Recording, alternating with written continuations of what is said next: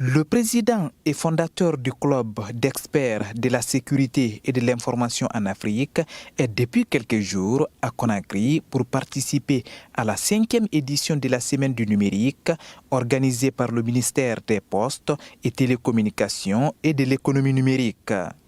Didier Simba est ici pour partager ses expériences avec les Guinéens sur la cybersécurité et protection de la vie privée du citoyen. C'est un plaisir pour moi d'être ici en République de Guinée. C'est la deuxième fois que je séjourne dans le pays et c'est toujours un plaisir partagé qui trouve son point d'origine du fait que je viens parler de la sécurité, de la cybersécurité.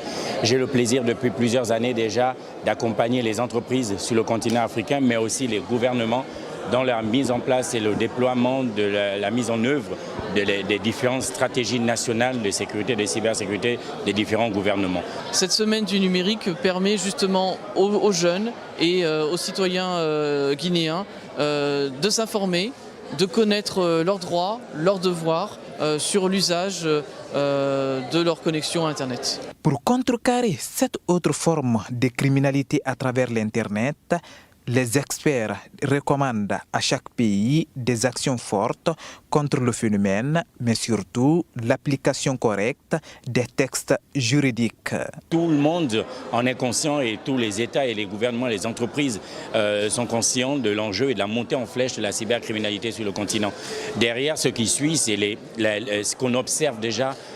C'est que chaque gouvernement met en œuvre des actions pour accompagner ou alors pour contrecarrer cette montée en flèche. On a d'un côté la mise en place des textes, des lois pour réprimander ou alors pour sanctionner en cas d'infraction constatée. Ça, on l'observe déjà de plus en plus dans les différents pays d'Afrique, mais en République de Guinée, il y a déjà des textes de loi qui vont dans ce sens. Le deuxième enjeu, c'est de se dire que d'un côté, on a des cybercriminels qui, eux, s'organisent, travaillent et s'améliorent tous les jours à améliorer leur manière d'agir pour pouvoir déstabiliser soit d'un côté des entreprises, les utilisateurs finaux ou alors les États.